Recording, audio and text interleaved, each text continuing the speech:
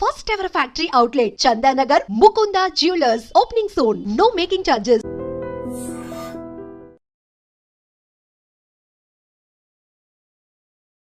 మొత్తానికి కాంగ్రెస్ పార్టీ నుంచి తీన్మార్ మల్లన్నని సస్పెండ్ చేసేశారు. తీన్మార్ మల్లన్న కూడా సస్పెన్షన్ కాపీని ఫోటో ఫ్రేమ్ కట్టుకొని మరీ చూపిస్తున్నారు. నెక్స్ట్ స్టెప్ ఎలా ఉండబోతోంది? తీన్మార్ మల్లన్న వెనకాల ఎవరున్నారు? పార్టీ పెడుతున్నారా? ఏం జరగబోతోంది? మనతో పాటుగా ఉన్నారు పొలిటికల్ అనలిస్ట్ ప్రకాష్ గారు. నమస్కారం. సో గతంలో మనం మాట్లాడుకున్నాం, తీన్మార్ మల్లన్న గురించి మాట్లాడుకున్నాం, బీసీలకు సంబంధించి రాబోతున్నటువంటి ప్రత్యేక పార్టీ. ఈ రెండింటిని లింక్ చేయొచ్చు అంటారా? యా తప్పకుండా. ఎందుకంటే ఇప్పుడు చాలా అగ్రెసివ్గా ముందుకు వస్తున్నాడు మల్లన్న. ఆయన ఒకవేళ కాంగ్రెస్లోనే కొనసాగాలనుకొని ఉంటే దానికి ఎక్స్ప్లెనేషన్ ఇచ్చేవాడు. బట్ ఆయన మొండిగా వ్యవహరించాడు ఆ విషయంలో.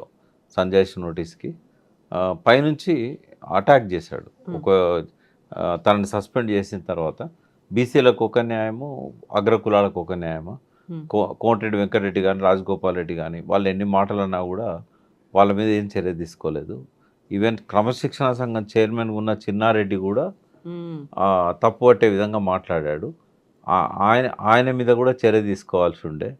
బట్ ఆయన మా మీద చర్య తీసుకుంటాడా? ఆయనకే ఆ డిసిప్లిన్ లేదు అనే పద్ధతిలో చాలా అగ్రెసివ్గా అటాక్ చేశాడు. రెండవది ఆ ఫ్రేమ్ కట్టించి పెట్టుకున్నాడు అని చెప్పారు కదా, అదేంటంటే దీనికి ఒకరోజు బాధపడే పరిస్థితి వస్తుంది. మీరు ఆ బాధపడే పరిస్థితి వచ్చిన రోజు ఇది గుర్తుంటుంది మీకు.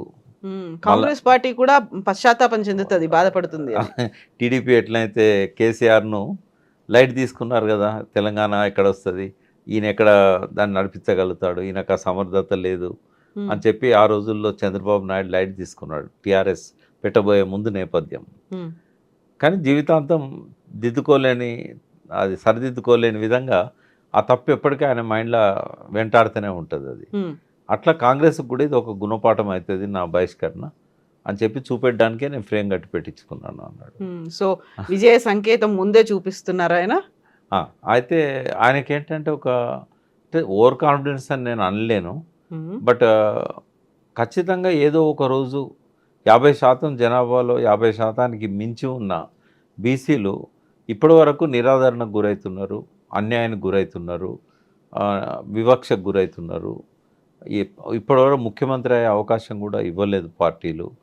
ఎంత సమర్థులున్నా కూడా ముఖ్యమంత్రిని కానివ్వలేదు.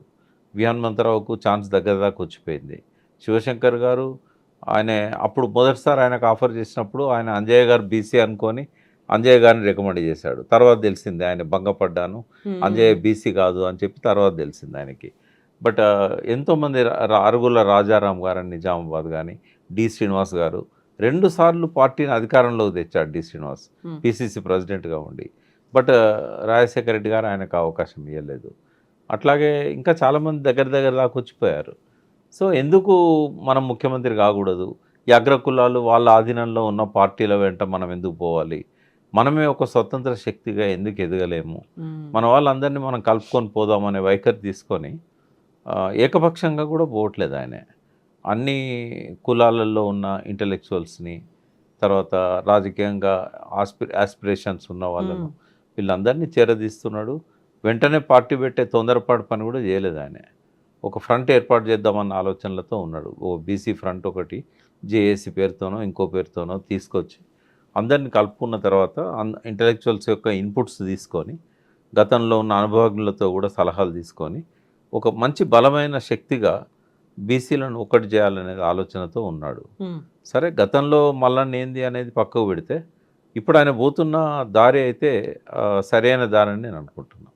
ఎవరున్నారంటారు ఆ దారిలో? ఈయనైతే ముందు కనిపిస్తున్నారు, ఆయన వెనకాలండి ఆయన నడిపిస్తోంది ఎవరంటారు? ఆయన కులాన్ని బలగాన్ని నమ్ముకున్నాడమ్మా, పార్టీని కాదా? పార్టీ బీజేపీ వెనకాల ఉంది అనే మాట. బీజేపీని ఆయన ఏం నమ్ముకోలేదు. గతంలోనే ఒకసారి పోయి తప్పు చేసిన అని చెప్పి మళ్ళీ బయటకు వచ్చాడు. కాబట్టి ఏ పార్టీ కూడా అవసరం లేదు నాకు. ఆయన ద్వారా నాకు తెలిసింది ఏంటంటే టీడీపీ కూడా ప్రయత్నం చేస్తున్నారు తనను ఆ పార్టీ అధ్యక్షునిగా బాధ్యతలు తీసుకోమని చెప్పడానికి. తర్వాత బీసీ వాదంతో ముందుకు వచ్చిన అంటే కాపు, పవన్ కళ్యాణ్ కాపు సెగ్మెంట్తోని అక్కడ ఎట్లయితే అధికారంలోకి టీడీపీని తన యూనిటీ ఫ్రంట్ తీసుకొచ్చాడు కదా, నరేంద్ర మోడీ గారిని కూడా ఒప్పించి ఐక్యతకు, దాని ద్వారా ఆ రాజ్యాధికారానికి ఆడ రాగలిగారు. సో ఇక్కడ కూడా జనసేన నెక్స్ట్ ఫేజ్లో తన పార్టీని బలోపేతం చేసుకోవడానికి ఒక ప్రయత్నం మొదలుపెట్టింది. వాళ్ళు కూడా కొంత మల్లన్న దిక్కు చూస్తున్నారు. బట్ మల్లన్న వాళ్ళిద్దరి దిక్కు చూడట్లేదు. మల్లన్న బీసీల దిక్కు చూస్తున్నాడు. ఆయన దినచర్య కూడా పొద్దున్న లేస్తే రాత్రి దాకా పెద్ద నాయకులను కలవడానికి పోవట్లేదు. ఆయన కలవడానికి కూడా ఎవరిని పర్మిట్ చేయట్లేదు. ఆయన ఎంతసేపు బీసీలను నమ్ముకున్నాడు కాబట్టి బీసీ సెక్షన్నే తనతో లేపాలి, తీసుకెళ్ళాలి అనే వైపుగా ఆయన ఆలోచిస్తున్నాడు. ఇప్పుడు బీసీ కుల సంఘాలన్నీ ఆయన వైపు ఉన్నాయా? నాయకుల్లో కూడా Teenmar Mallanna is the best candidate అనే ఒక ఫీల్ కనిపిస్తోందా? అంటే బీసీలలో 2 రకాల నాయకత్వం ఉంది. ఒకటి ట్రెడిషనల్ లీడర్షిప్ ఉంది. యూత్ ఎవరిది కూడా దాన్ని ఇష్టపడట్లేదు. ట్రెడిషనల్ లీడర్షిప్ అంతా కూడా ఈ పార్టీల చేతుల్లోనే ఉంటారు, ఈ నాయకుల చేతులలో ఉంటారు. కాబట్టి యంగ్ లీడర్షిప్ ఏదైతే ఉన్నదో మల్లన్న అనుసరించే అవకాశం ఉన్నది. ఈ పాత నాయకులంతా ఏ పార్టీలో ఉన్న వాళ్ళు ఆ పార్టీలోనే ఇంకా అడ్జస్ట్ అయ్యే పరిస్థితుల్లో ఉంటారు. మొన్న మాట అన్నాడు ప్రెస్ మీట్లో, ఇంకా మా భుజాలలో బానిస భావాలున్నాయి, ఆ బానిసత్వాన్ని పట్టుకొని వేలాడుతున్న వాళ్ళు ఉన్నారు అని చెప్పి ఒక మాట అన్నాడు. అంటే ఇంకా వాళ్ళు బయటకు వస్తారని అయితే నేను అనుకోవట్లేదు. అది అపోజిషన్ పార్టీలో ఉన్న వాళ్ళైనా, అధికార పార్టీలో ఉన్న వాళ్ళైనా, కేంద్రంలో అధికారంలో ఉన్న పార్టీలో ఉన్న వాళ్ళైనా, ఆ బీసీ నాయకత్వం ఏదైతే ఉన్నదో అది బయటకు వస్తుందని నేను అనుకోవట్లేదు. ట్రెడిషనల్ లీడర్షిప్ అది. ఇప్పుడున్న గ్రామాలలో ఉన్న కుల సంఘ పెద్దలు వీళ్ళంతా కూడా ఏదో ఒక దొర చెప్పు చేతల్లోనో లేకుంటే ఏదో ఒక అగ్రకుల నాయకుడు చెప్పు చేతల్లోనో ఇంతకాలం రాజకీయాలు చేస్తూ వచ్చారు. ఇక వాళ్ళని నమ్ముకొని ఉపయోగం లేదు మల్లన్నకి. మల్లన్న యంగ్ లీడర్షిప్ మీదనే ఆయన ధ్యాస పెట్టాలి. విద్యార్థుల నుంచి ఒక పెద్ద సెక్షన్ ఉంటుంది, యూత్ నుంచి ఒక పెద్ద సెక్షన్ ఉంటుంది. ఇప్పుడు ఎట్లాగో 51 స్థానాలు మహిళలకు రిజర్వ్ కాబోతున్నాయి తెలంగాణలో. ఈ డీలిమిటేషన్ తర్వాత 34 స్థానాలు పెరిగినట్టయితే 153 అవుతాయి. అందులో ఒక 51 స్థానాలు మహిళలకు రిజర్వ్ చేస్తారు. కాబట్టి మహిళల్లో కూడా ఆ చైతన్యం వచ్చింది. ఇంట్రెస్ట్ ఉన్న వాళ్ళు నెక్స్ట్ ఎమ్మెల్యేగా పోటీ చేయాలనుకున్న వాళ్ళు. తర్వాత బీసీలలో చాలామందికి డబ్బున్న వాళ్ళు కానీ, లేదా జనంలో బలం ఉన్న వాళ్ళు కానీ, సంఘ సేవా కార్యక్రమాల్లో ముందున్న వాళ్ళు కానీ, ఈ అధికార పార్టీలలో వాళ్ళకి అవకాశాలు రాక చాలా కాలంగా వెయిట్ చేస్తున్న వాళ్ళు ఉన్నారు.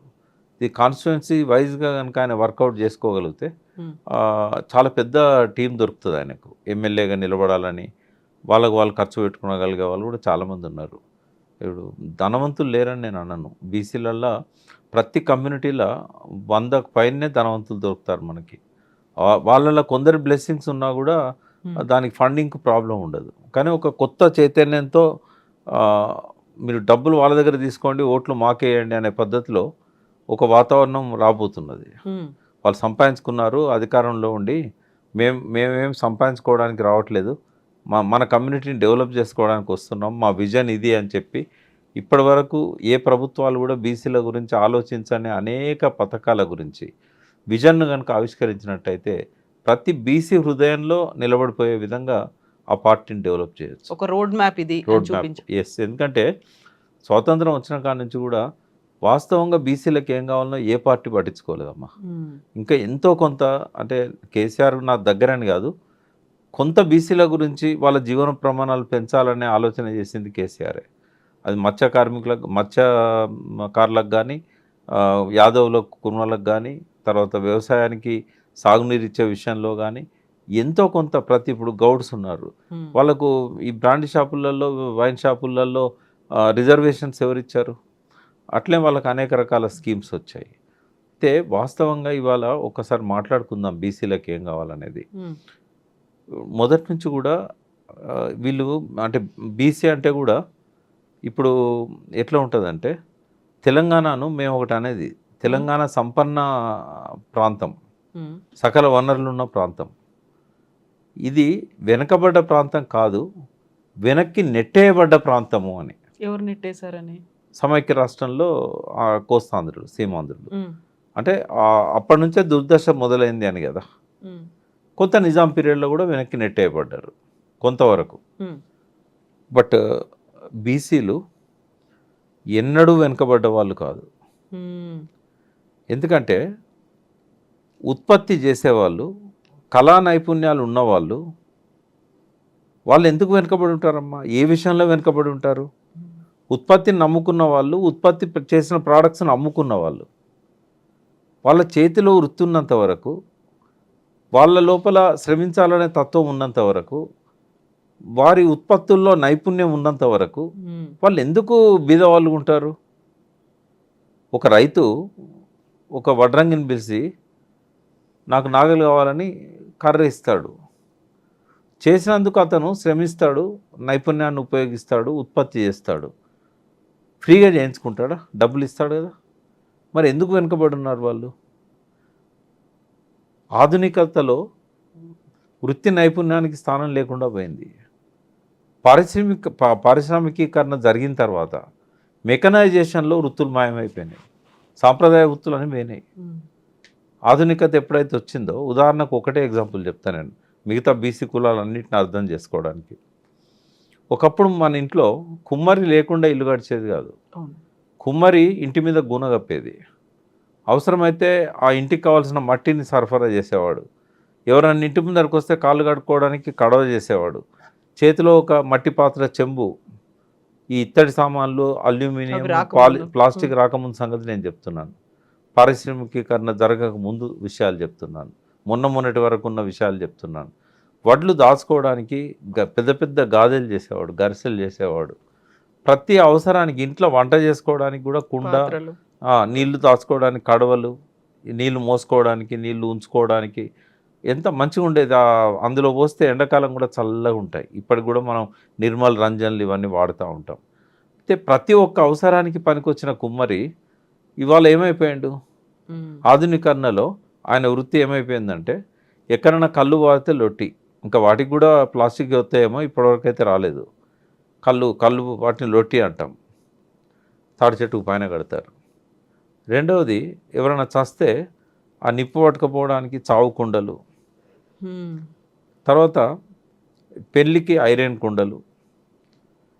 మరి ఇన్ని చేసిన కుమ్మరి ఈ 3 కుండలకు పరిమితం అయిపోయాడు. ఉగాది పచ్చడి కుండ.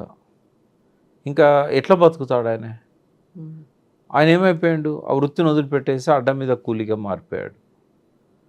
ఒకవేళ ఈ వస్తువుల తయారీలో, ఆధునీకరణ వల్ల వచ్చిన వస్తువుల తయారీలో అతన్నే ఆ నైపుణ్యాన్ని పెంచి అతనికే ఆ పెట్టుబడి ఇచ్చినట్టయితే ప్రభుత్వాలు, ఎందుకంటే మారుతున్న క్రమంలో ఆ వృత్తులను కూడా ఆధునీకరించాలి కదా, ఆ వృత్తికారులకు కూడా శిక్షణ ఇవ్వాలి కదా. చాలాసార్లు కేసీఆర్ గారిని విమర్శించారు. ఈ గొల్ల కుర్మలలో మా తల్లిదండ్రులు గొర్రెలు కాస్తున్నారు, మేము కూడా గొర్రెలు కాయనా, మీ గొర్రెల స్కీమ్ పెడుతున్నావు కదా, మేము కూడా గొర్రెలు కాయనా, మాకు ఉద్యోగాలు ఇవ్వండి, గొర్రెలు కాదు అని చెప్పి అన్నారు. అక్కడ జరిగిన లోపం ఏంటంటే, సరే ఇంకా గొర్రెలు కాసే వాళ్ళు ఉన్నారు కాబట్టి దాన్ని ఏం అడ్డుకోవాల్సిన అవసరం లేదు. బట్ ఆ గొర్రెలు మేపిన వారి కుమారులు, కుమార్తెలు వాళ్ళంతా కూడా డిగ్రీలు చేసిన వాళ్ళు ఉన్నారు కదా, వీళ్ళని మలబోయి గొర్రెలు కాయమంటే కాయరు కదా. కానీ గొర్రెల సంఖ్య పెంచుకోవడానికి వీళ్ళ పేరు మీద దరఖాస్తులు పెట్టారు వాళ్ళు. 25% కడితే 75% గవర్నమెంట్ ఇస్తుంది కాబట్టి. బట్ మాంసము ఆధునీకరణ లోపల ఎన్ని రకాలుగా దాన్ని బై ప్రోడక్ట్స్ తయారు చేయవచ్చు.